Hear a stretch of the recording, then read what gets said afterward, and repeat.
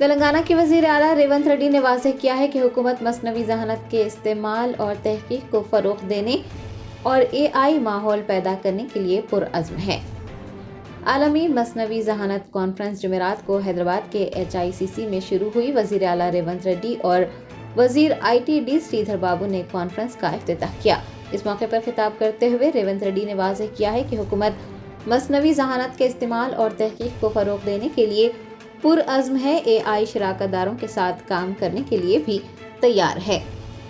रेवंत रेड्डी ने कहा कि हैदराबाद में बनाए जाने वाले चौथे शहर में 200 एकड़ के रकबे में एक AICT कायम करने का फैसला किया गया है। चीफ मिनिस्टर का कहना था कि टेक्नोलॉजी आहिस्ता आहिस्ता बढ़ रही है। शुरुआत रेल इंजन और फोटो कैमरा बनाने से हुई थी और अब ये AI तक पहुंच गई है।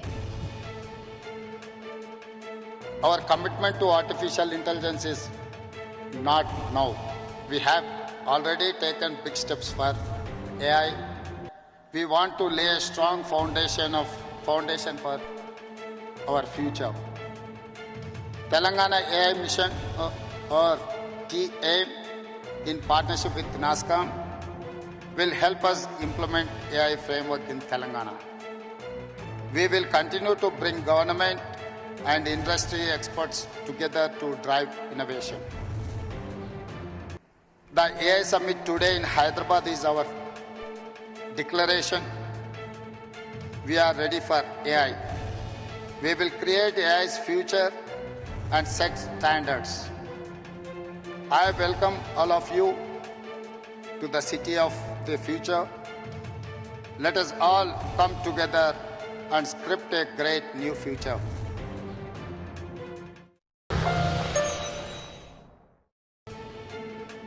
कुलहीन मजलिस इत्तेहादुल मुस्लिमीन के सदर व हैदराबाद MP बैरिस्टर असदुद्दीन ओवैसी वफ़द तरमीमी बिल 2024 पर मुश्तरका पार्लिमानी कमेटी के तीसरे इजलास में शिरकत के लिए दिल्ली पहुंचे। वफ़द तरमीमी बिल 2024 पर गौर करने के लिए तश्कील दी गई मुश्तरका पार्लिमानी कमेटी ने जुमेरात को पार्लियामेंट के अहाते में तीसरा इजलास मुनक्किद किया। कुलहीन मजलिस इत्तेहादुल मुस्लिमीन के सदर व हैदराबाद MP बैरिस्टर असदुद्दीन ओवैसी, जो मुश्तरका पार्लिमानी कमेटी के रुकन हैं, इजलास में शिरकत के लिए कौमी दारुल हुकूमत दिल्ली पहुंचे। आपको बता दें कि इजलास में मुख्तलिफ वजारतों की जानिब से कई एजेंडे पर प्रेजेंटेशंस भी दिए गए हैं।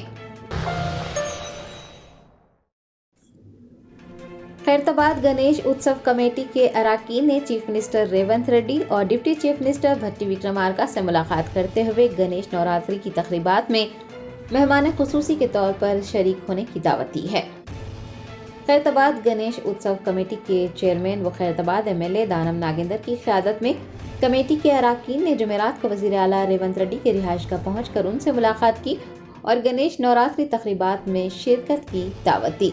बादज़ां MLA दानम नागेंद्र खैरताबाद गणेश उत्सव कमेटी के अराकीन और पुजारियों के हमरा प्रजा भवन पहुंचे, जहां पर उन्होंने नायब वज़ीर आला भट्टी विक्रमार्का से मुलाकात की और गणेश नवरात्रि तकरीबात में बतौर मेहमान खुसूसी अपने अफराद ख़ानदान के साथ शरीक होने की दावत दी।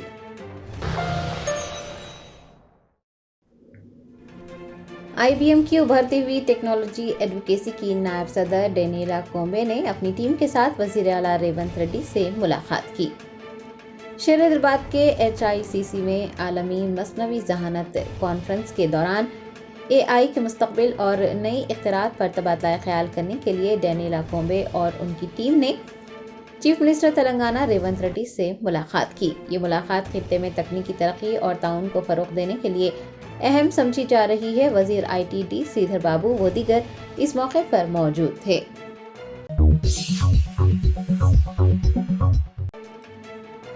साबिक़ वज़ीर हरीश राव ने खम्मम के सैलाब मुतासरीन के लिए सामान रवाना किया। बारिश की वजह से खम्मम और महबूबाबाद शदीद मुतासिर हुआ है। साबिक़ वज़ीर व BRS के सिद्दीपेट MLA हरीश राव ने सैलाब ज़दगान की मदद के लिए सामान रवाना किया। उन्होंने सिद्दीपेट के MLA कैंप ऑफिस में सामान ले जाने वाली गाड़ियों को झंडी दिखाकर रवाना किया। इस मौके पर MLA ने कहा कि BRS के अराकीन असम्बली, अराकीन पार्लिमान और अराकीन कौंसिल की माहाना तनख्वाह सैलाब मुतासरीन को अतिया की जा रही है। हरीश राव ने कहा कि सबको सैलाब ज़दगान की मदद के लिए आगे आना चाहिए। उन्होंने जिन लोगों के घर पानी में डूबे हैं उनको 2 लाख रुपए की इमदाद देने का సాయం చేయడానికి వెళ్ళిన మా మీదనే అక్రమంగా కేసులు బనాయించి ఉల్టా ఈ రోజు ప్రభుత్వం మమ్మల్ని ఇబ్బంది పెట్టే ప్రయత్నం చేస్తుంది. సరే, మీ కేసులకు మేము భయపడేది లేదు. అంతిమంగా ధర్మం న్యాయం గెలుస్తుంది. ఖమ్మంలో దాడి చేసింది ఎవరు? నువ్వు కేసులు పెట్టింది ఎవరి మీద? దాడి చేసేది నువ్వే, ఉల్టా మా మీద కేసులు పెట్టేది నువ్వే. అంటే అధికారం ఉందని చెప్పి నీ ఇష్టారాజ్యంగా వ్యవహరిస్తా ఉన్నావు. ఇది మంచిది కాదు. దయచేసి ఇటువంటి మానుకోదు. ప్రజలు నవ్వుకుంటున్నారు. నిన్న మహిళలు కూడా అక్కడ తెచ్చినారు. వాళ్ళు సాయం చేయడానికి వస్తే వాళ్ళను ఎందుకు ఇబ్బంది పెడుతున్నారని చెప్పి అక్కడ వరద బాధిత ప్రజలు, మహిళలు వాళ్ళని దుమ్మెత్తిపోసింది. అయినా ఇంకా మీకు సిగ్గు రాలేదు. ఉల్టా ఇంకా మా మీద కేసులు పెట్టే ప్రయత్నం చేస్తున్నారు. ఇది అత్యంత హేయమైనటువంటిది. ముఖ్యమంత్రి గారు, ఏమైనా నీకు నీతి నిజాయితీ ఉంటే, నీకు పద్ధతి ఉంటే, నీది నిజంగా ప్రజాపాలన అయితే ఒకసారి రివ్యూ చేసి ఆ పిచ్చి ప్రయత్నాలు మానుకోండి, ఆ కేసులు ఉపసంహరించుకోండి. నువ్వు నీ తాటాకు చెప్పులకేం భయపడవు. ఇది పైనుంచి మీరు ప్రేరేపించి మా మీద దాడి చేపించినారు. ఎందుకంటే మేము పోయింది సాయం చేయడానికి. అక్కడ ప్రజలు మిమ్మల్ని తిట్టిపోస్తా ఉన్నారు. ప్రజలు కనీసం మిమ్మల్ని దగ్గరికి రానిచ్చే పరిస్థితి లేదు. ప్రజల తీవ్ర ఆగ్రహానికి గురైనటువంటి మీరు మాకు వస్తున్నటువంటి స్పందన, మేము చేస్తున్న పనిని చూసి ఓర్వలేక ఇలాంటి కార్యక్రమాలకు మీరు పాల్పడ్డారు. అయినా మేము వెనకకు పోలే. ఈరోజు చూడండి, నెల జీతం ఇచ్చాం. లారీల కొద్ది సరుకులను ఆ ప్రాంత ప్రజలకు పంపిస్తా ఉన్నాం. ఇది మా నిజాయితీ. ఇది నిజంగా వరద బాధితులకు ఉడతాభక్తిగా మేము చేసే సహాయం. మీరు ప్రభుత్వంలో ఉండి, అధికారంలో ఉండి తాగడానికి మంచినీళ్లు కూడా ఇవ్వలేకపోయినారు. ఒక హెలికాప్టర్ పంపించలేకపోయారు. కనీసం అన్నం పెట్టలేకపోయినారు. మీ వైఫల్యాన్ని కప్పిపుచ్చుకోవడానికి ఈ రకమైన ప్రయత్నాలు మానుకుంటే మంచిది. ఎప్పుడైనా మంచిది మంచేనండి. తప్పు జరిగితే ఒప్పుకొని దాన్ని సరి చేసుకోండి. కానీ ఈ రకంగా చేయడం మంచిది కాదు. ఇవాళ కూడా మేము పత్రికల్లో, ప్రముఖ పత్రికలు అన్నింటిలో కూడా చూసాం. అసలు మేము ఎట్లా బతకాలి అని వాళ్ళు ఏడుస్తున్నారు. 10,000 ఏ మూలకు సరిపోవంటున్నారు. కట్టుబట్టలు తప్ప ఏం మిగల్లేదంటున్నారు. ఎవరి ఇల్లు అయితే పూర్తిగా నీటలో మునిగిపోయినాయో, బట్టలు తప్ప ఏమి లేని పరిస్థితి ఉందో, కనీసం వారికి ఒక్కొక్క ఇంటికి ఒక 2 లక్షల రూపాయలు ఇచ్చి ఆ కుటుంబాలను నిలబెట్టండి. అందులో ఎక్కువ మంది దళితులు, గిరిజనులు, బలహీన వర్గాల ప్రజలు ఎక్కువ ఉన్నారు. మైనార్టీ ప్రజలే ఎక్కువగా ఉన్నారు. అటువంటి ప్రజలకు చేయూతనివ్వాలని చెప్పి మేము ప్రభుత్వాన్ని కోరుతున్నాం.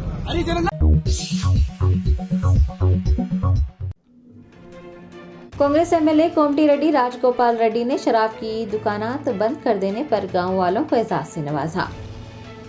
मुनगुड़ के कांग्रेस रुकन असेंबली कोमटी रेड्डी राजगोपाल रेड्डी ने अपने कैंप ऑफिस में गांव वालों से मुलाकात की, जिन्होंने एमएलए की हिदायत के मुताबिक शराब की दुकानात मुकम्मल तौर पर बंद करवाई हैं।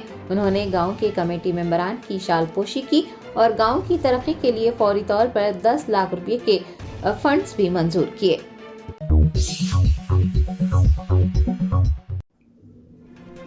हुजूराबाद के बीआरएस रुकन असेंबली पी कौशिक रेड्डी ने कांग्रेस हुकूमत पर पुलिस अफसरान के बशमूल बीआरएस एमएलएस के फोन टैप करने का इल्जाम लगाया। करीमनगर जिले के जमीकुंटा में एमएलए पी कौशिक रेड्डी ने एक प्रेस कॉन्फ्रेंस से खिताब करते हुए कांग्रेस हुकूमत पर पुलिस अफसरान और बीआरएस एमएलएस के फोन टैप करने का इल्जाम लगाया। उन्होंने हुकूमत पर तनकीद करते हुए कहा कि वो अवामी मसाइल को नजरअंदाज कर फोन टैपिंग जैसी सरगर्मियों में मुलविस हो रही है। पी कौशिक रेड्डी ने मुतालबा किया है कि मरकजी वजीर बंडी संजय के फोन टैपिंग मामले की सीबीआई इंक्वायरी का हुक्म दिया जाए। उन्होंने किसानों के कर्ज माफी को लेकर भी रियासती हुकूमत पर जमकर तनकीद की और कहा कि तमाम किसानों के कर्ज माफ करने चाहिए। ఈ ప్రభుత్వం ఎమ్మెల్యేగా నేను ఉన్నప్పటికీ నా ఫోన్ ఖచ్చితంగా ఈ ప్రభుత్వం ట్యాపింగ్ చేస్తుందని చెప్పి నేను ఆరోపిస్తా ఉన్నానని చెప్పి సందర్భంగా తెలియజేస్తా ఉన్నాను. నాతో పాటు మా బీఆర్ఎస్ పార్టీలో ఉన్న ప్రతి ఎమ్మెల్యేది, ప్రతి ఎమ్మెల్సీది, ప్రతి ఎంపీ ఫోన్ కూడా ట్యాప్ చేస్తా ఉన్నారని చెప్పి సందర్భంగా తెలియజేస్తా ఉన్నాను.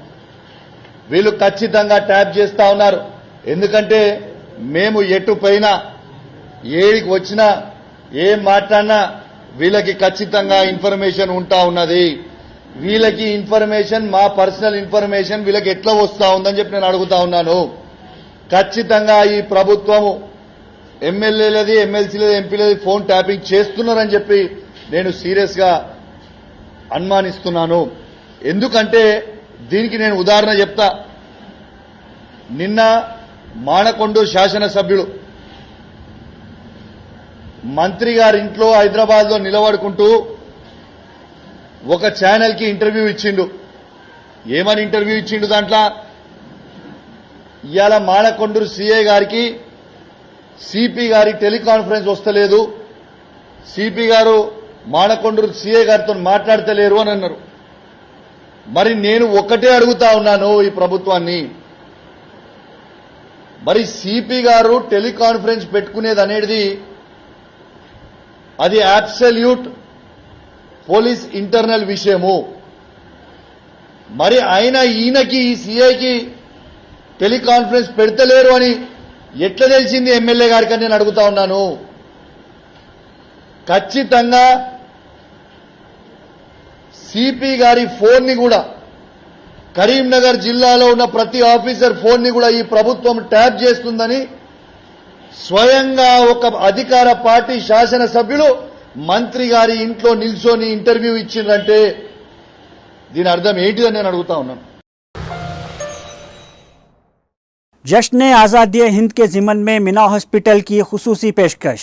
आइए अमराज से आजादी व छुटकारा पाएं। 15 जुलाई तक 15 अगस्त मुफ्त हेल्थ कैंप। गरीब व जरूरतमंद मरीजों के लिए खुशखबरी। तमाम अकसाम के मुआयनाजात पर 20% डिस्काउंट। रजिस्ट्रेशन जारी है। माहिरीन तिब व सेहत से मुफ्त मुशावरत। सेहतमंद मुआशरे की तश्कील का जामिन। आलमी शोहरत याफ्ता डॉक्टर्स की खिदमत। बेहतरीन इलाज व मुआलजे की सहूलतें। असरी तकाजों और मिशनरी से लेस शानदार दवाखाना। अवाम की खिदमत थी मीना हॉस्पिटल का नस्बुलैन। Meena super speciality hospital, Shivarampally, Rajendra Nagar, pillar number 254, Hyderabad.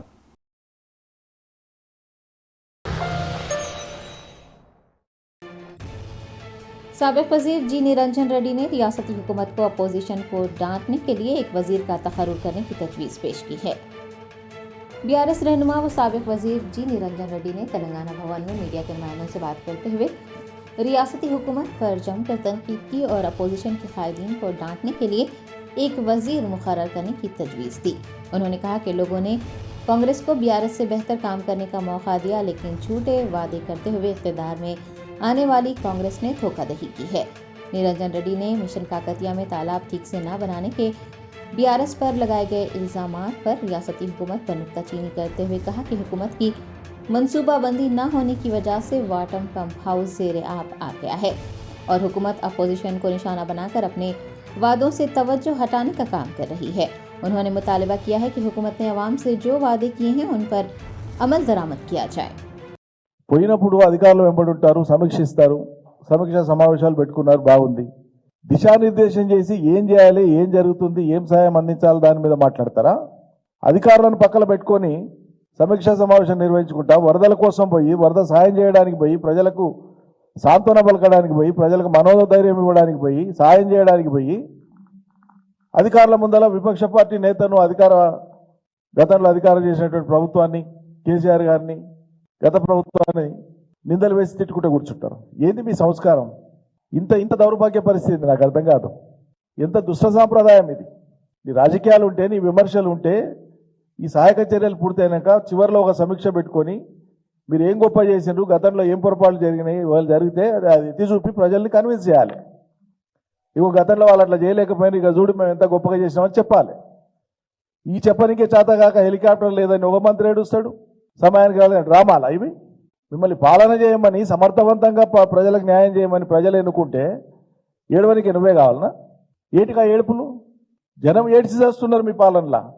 మీరు ఇచ్చిన ఒక గ్యారంటీ అమలు కాక జనం ఏడ్చి చేస్తున్నారు. రైతులు ఏడుస్తుండ్రు, నిరుద్యోగులు ఏడుస్తుండ్రు, యువత ఏడుస్తుంది, మహిళలు ఏడుస్తుండ్రు, సంక్షేమం ఉందని ప్రజలు ఏడుస్తుండ్రు.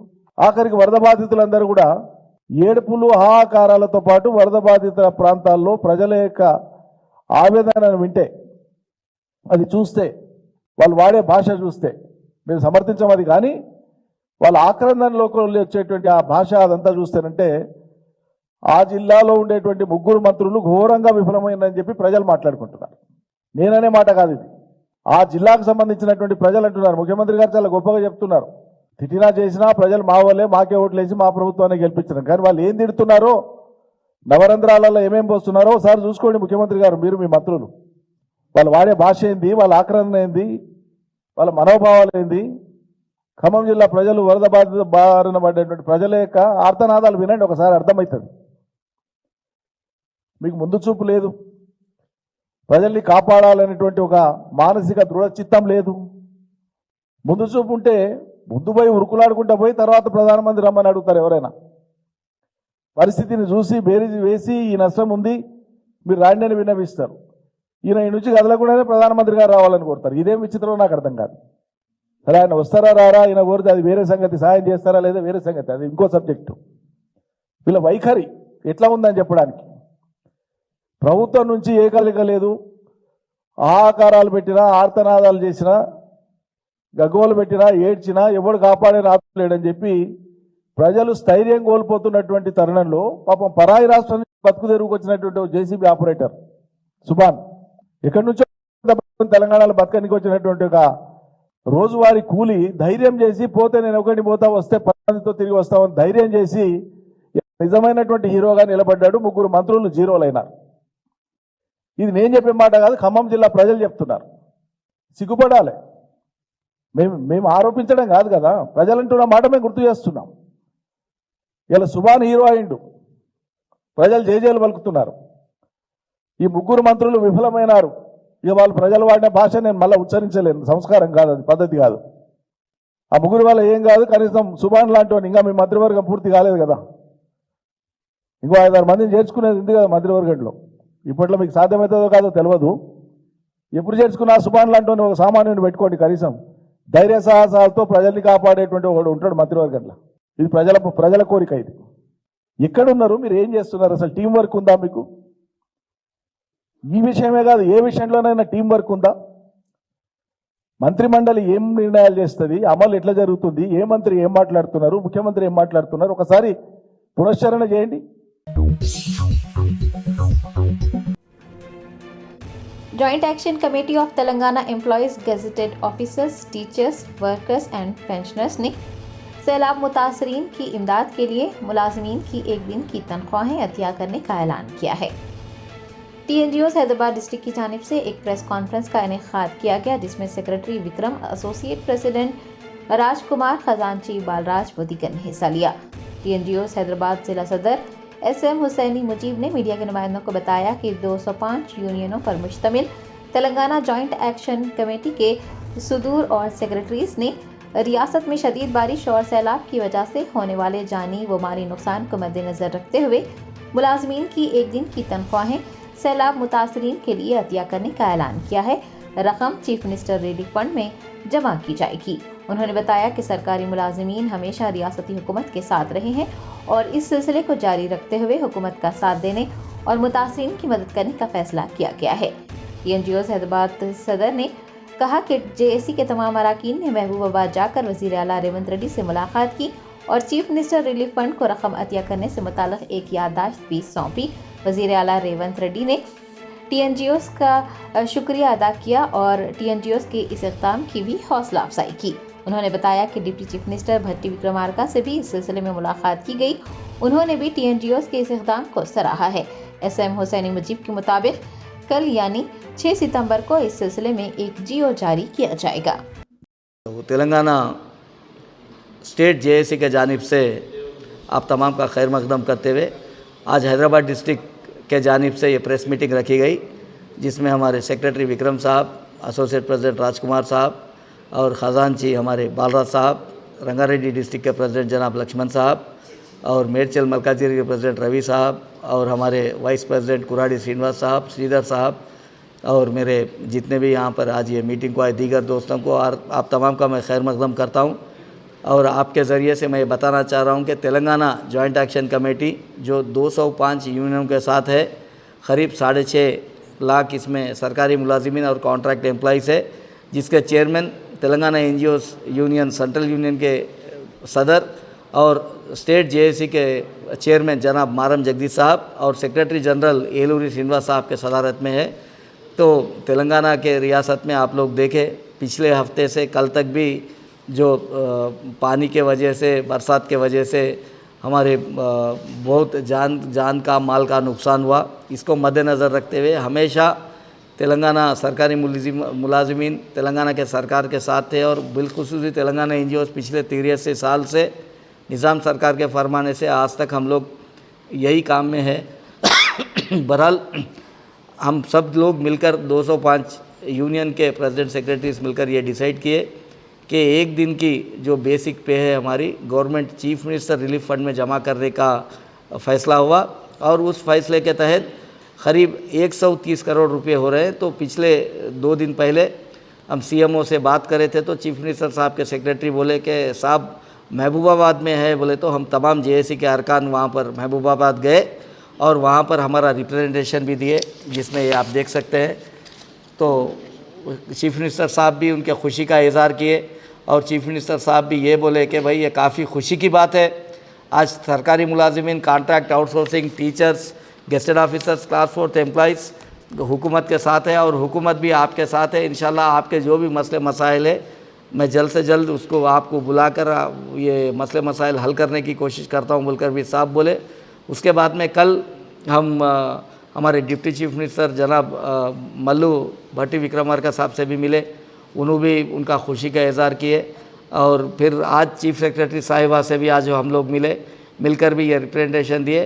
तो बहरहाल आपको मैं ये बताना चाह रहा हूँ और एक जेएसी के शक्ल में आपके प्रिंट और इलेक्ट्रॉनिक मीडिया के सामने दूसरे हमारे साथी आने की कोशिश कर रहे हैं, उन लोग भी बोल रहे हैं हम भी 100 करोड़ दे रहे बोल के, ये तमाम गैर गलत बातें हैं।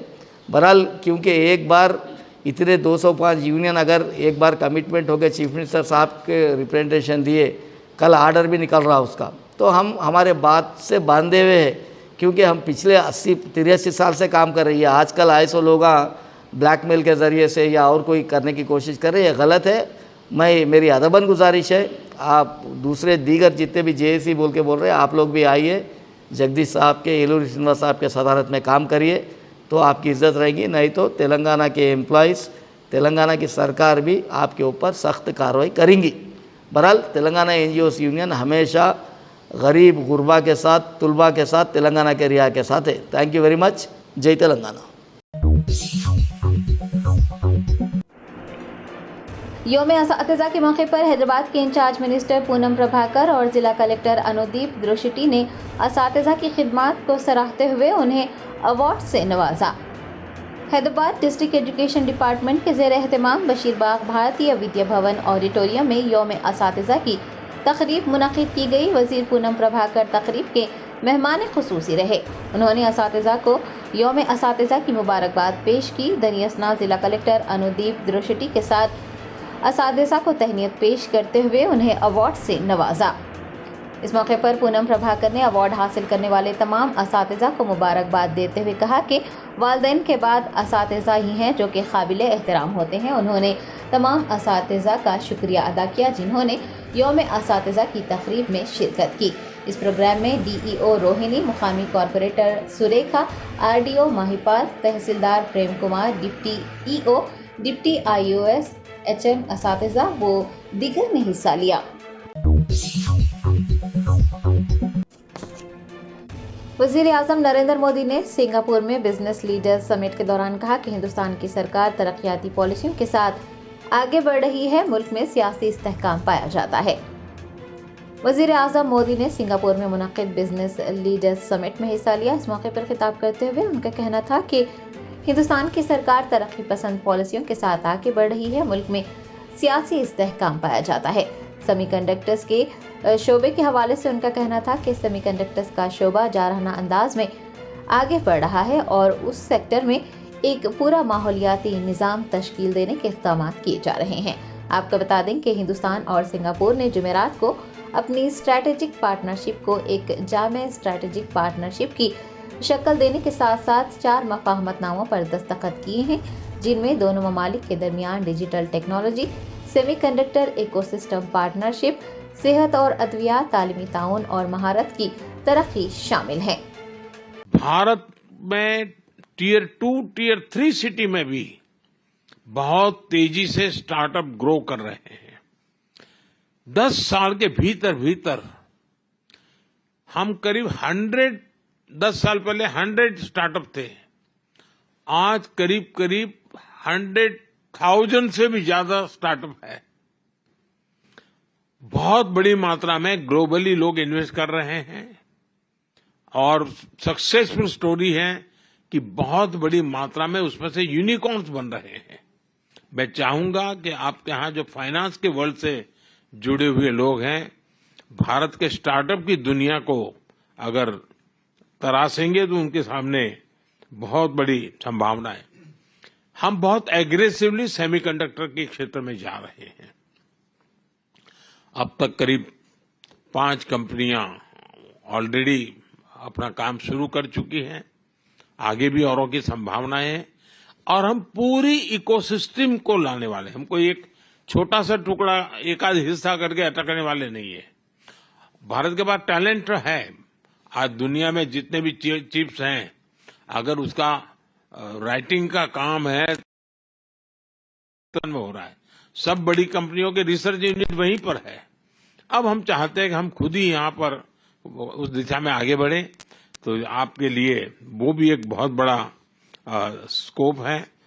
भारत में एक स्टेबिलिटी है, पॉलिटिकल स्टेबिलिटी है, लेकिन हम हमारी नीतियों में प्रिडिक्टेबल नीतियां लेकर के चल रहे हैं, लेकिन प्रोग्रेसिव पॉलिसी लेकर के भी चल रहे हैं। हम दुनिया में जो भी संभावना है उन नीतियों को और के लिए काफी ओपन हो, कोई सीक्रेसी और फिर बाद में जाकर के कुछ दूसरा और फिर कोई तीसरी डेफिनेशन, हम उस दिशा में जाने वाले लोगों में से नहीं है। एंड एक ट्रांसपेरेंसी के साथ, पूरे कमिटमेंट के साथ दुनिया के सब लोगों को आ रहे हैं।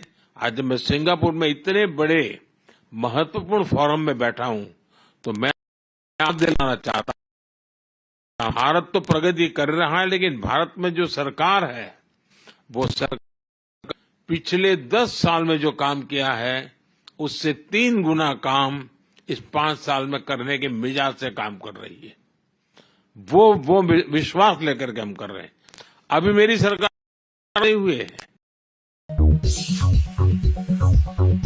Germanton super speciality hospital national award winner doctor Mir Jawad Zar Khan, German trained senior orthopaedic surgeon and director, माहिर डॉक्टर्स डॉक्टर वासिफ आजम और doctor Bharavi Chanduri, senior cardiologist और दीगर डॉक्टर्स नुमाया खिदमत अंजाम दे रहे हैं। Robotic surgery, advance cath lab, MRI, operation theatre, ICU, 2D ultrasound जैसी सहूलियात से आरास्ता कॉर्पोरेट लेवल हॉस्पिटल। वाजबी फीस में हर मर्ज से शिफायाबी के लिए Germanton super speciality hospital, Attapur.